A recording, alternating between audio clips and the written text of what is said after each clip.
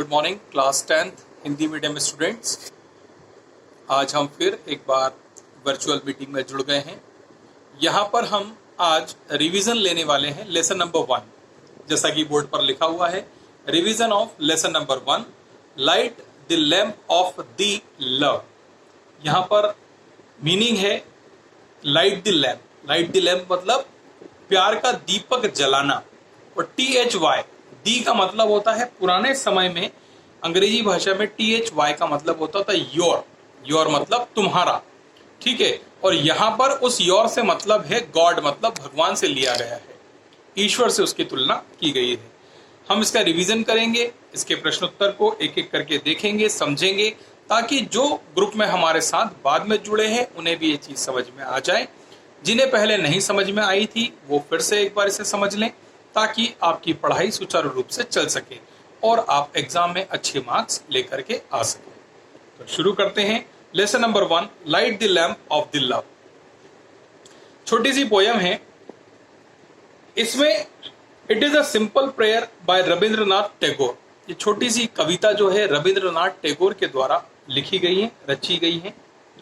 He prays to God to light the lamp of his love in his heart to remove the darkness of ignorance. वह प्रार्थना करते हैं भगवान से, ईश्वर से, अल्लाह से, या जिन्हें भी आप मानते हैं उनसे।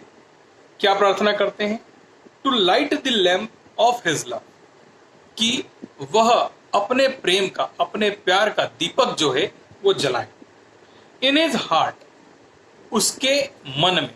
मतलब रविंद्रनाथ टैगोर कहते हैं भगवान से कि भगवान आप प्रेम का दीपक मेरे मन में, मतलब रविंद्रनाथ टैगोर के मन में जलाएं, ताकि to remove the darkness of ignorance, ताकि मैं क्या कर सकूं, जो इग्नोरेंस का अंधियारा है मेरे मन में, लोगों को इग्नोर करने का जो अंधियारा है मेरे मन में, उसको मैं क्या कर सकूं, बाहर कर सकूं। The wonderful rays of the lamp would transform evil into good.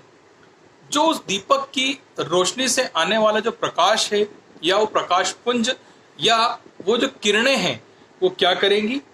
Transform evil into good. मेरे मन में बसे हुए एविल, एविल का मतलब कौन होता है? शत्रु, दुश्मन या शैतान, उसे क्या करेंगे? गुड, अच्छी बातों में बदल दे, उसे अच्छा कर दे। क्ले इनटू गोल्ड, वो प्रकाश पुंज, वो प्रकाश की किरणें जो दीपक से आती हैं, वो क्या करेंगी? क्ले इनटू गोल्ड, मिट्टी को सोने में परिवर्तित करने की क्षमता उनके अंदर होती है। And would free him from all the worries of life that have been plugging him. और रविन्द्रनाथ टैगोर को, मतलब उसे क्या करेंगी? पूरी तरह से जीवन में आने वाली जो भी वरीज हैं, चिंताएं हैं, उनसे उसे मुक्त कर देंगी। और हैव बीन प्लगिंग हिम, जिसने उसे जकड़ के रखा हुआ है, ठीक है। तो यहाँ पर रविन्द्रनाथ टैगोर प्रार्थना करते हैं कि हे प्रभु, मुझे इस प्रकार का दीपक जलाएं, इस प्रकार का प्रकाश पुंज, इस प्रकार की किरणों का संचारण मेरे मन में करें, जिससे कि मैं समाज में व्याप्त बुराइयों को अच्छाइयों में बदल सकूं। मेरे मन में जो दूसरों के प्रति घृणा, दूसरों के प्रति जो ईर्ष्या है, उसको मैं प्रेम में तब्दील कर सकूं। मेरे मन में किसी के प्रति अहित की भावना ना हो, हित की भावना सभी के लिए मेरे मन में रहे। और वो प्रकाश पुंज जो क्या करता है, मिट्टी को भी सोने में बदल सकता है। क्या आपने कभी सोचा है कि सोना कैसे बनता होगा?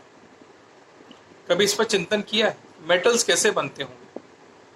हो सकता है, अभी रिसर्च कर रहे हैं साइंटिस्ट, हो सकता है कि छोटे छोटे बैक्टीरियाज मिट्टी को खा करके ही सोने में परिवर्तित करने का काम करते हैं।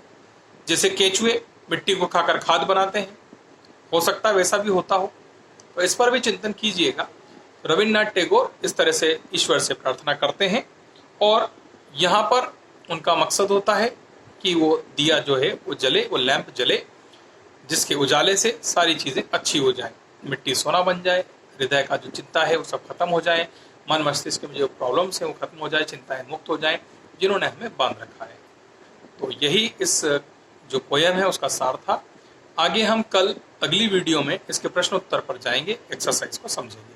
तब तक के लिए आप सभी अपनी पढ़ाई को सुचारू रूप से करें, माता पिता की सेवा करें।